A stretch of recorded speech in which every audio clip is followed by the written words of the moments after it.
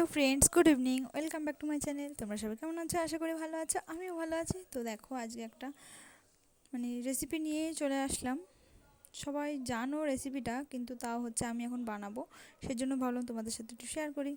তো দেখো, আমি এখানে বানাবো চাউমিন। তো চাউমিন বানানোর জন্য দেখতেই পেলে সমস্ত কিছু রেডি করে নিলাম। আর আমাদের বাড়িতে লোকজন বেশি, সেই জন্য আমরা দুইবার করে নিয়েছি। দুটো ঝুড়িতে, একটা ঝুড়িতে দিলে গায়ে গায়ে লেগে যাবে। তো চলো বানিয়ে ফেলি চাউমিনটা। তো প্রথমে দেখো, এই কড়াইটা অনেকটা অয়েলি অয়েলি, আর এটাও একটু বড়।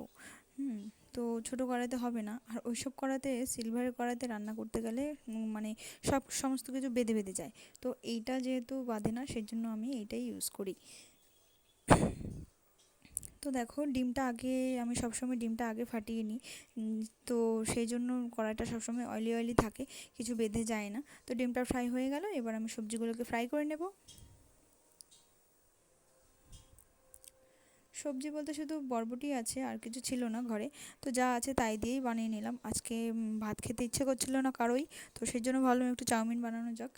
তো সেই কারণেই, আর কিছুই না। তো এখন বাজে রাত 8:30। সন্ধেটাও ঠিক না। তো দেখো, বরবটি ফ্রাই হয়ে গেল। তো এবার আমি অনিয়নটা ফ্রাই করে নেব। অনিয়নটা হালকা ফ্রাই হয়ে আসলে আমি দিয়ে দেবো টমেটো আর কাঁচা লঙ্কা।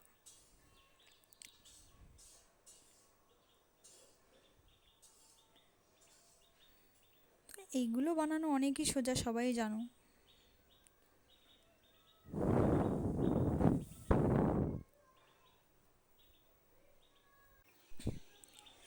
তো আমি যেভাবে বানাই সেইভাবেই তোমাদেরকে সামনে আমি রেসিপিটা শেয়ার করছি। তো অনেকে হয়তো এর থেকে বেটারও বানাতে পারো। হুম। তো দেখো, ডিম আর বরবটিটা আমি দিয়ে দিলাম, যেহেতু কিছু ছিল না আর, সেহেতু কিছু দিতে পারিনি। তাও দেখবো যে খাওয়ার সময় বিনস তো নেই, তো বরবটিই ছিল। তো এগুলো বেছে বেছে সব সাইডে রেখে দিচ্ছে। আমার ছেলে তো এসব কিছুই খায় না, সব বেছে বেছে রেখে দেবে, শুধু ডিমটা আর চাউমিনটাই তুলে তুলে খাবে। তো এইগুলো আমি নামিয়ে রাখলাম। নামিয়ে রেখে বাদবাকি যেটুকু আছে, সেম একই প্রসেসে আমি এগুলোকেও করে নেব।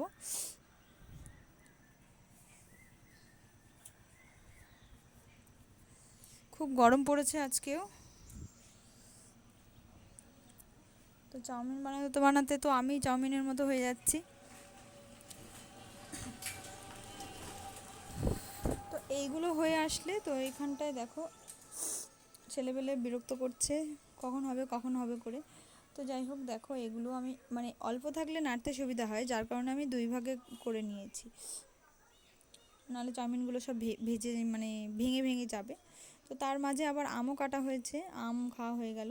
তো এই চাউমিনের মধ্যে আমি সস আর কি বলে ম্যাগি মশলা দিয়ে দিয়েছিলাম। তো অনেক হয়ে গেছে, দেখো দেখতেই পাচ্ছ যে অনেক হয়ে গেছে, নাড়তে একটু অসুবিধা হচ্ছে। চিলি সস, সয়া সস এসব দিলে ছেলেপেলে খেতে চায় না।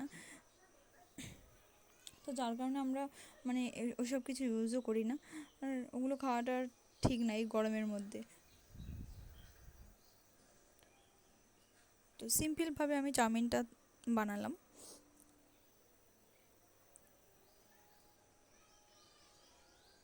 কার কার এই রেসিপিটা ভালো লাগছে অবশ্যই কমেন্ট করে জানিও। লাইক কমেন্ট না পেলে না ভিডিও ছাড়তে ইচ্ছা করে না। নতুন নতুন খোলা, জানি আমরা কিছু জানি না, বা তাও সবাই দেখে, ভিউজ হচ্ছে। ভিউজ হচ্ছে, কিন্তু লাইকও নেই, কমেন্টও নেই। তখন একটু খারাপ লাগে। তো দেখো, আমিও একটু টেস্ট করে নিলাম সবাইকে দিয়ে। তো চাউমিনটা খেতে খুব একটা খারাপ হয়নি, যেহেতু অনেক কিছু দেয়া হয়নি। তো সেই হিসাবে ভালোই হয়েছে।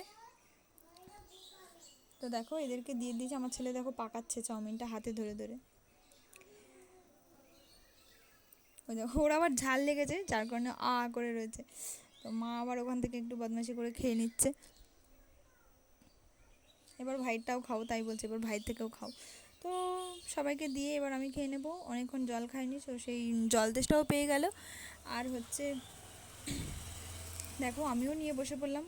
আমিও অল্পই খাই, এইটুকু খেতে পারবো কিনা তাও জানি না। আমার পেটটাও কেমন হয়ে রয়েছে, আমি অতটা খেতে পারবো না। তো দেখা যাক, চলো।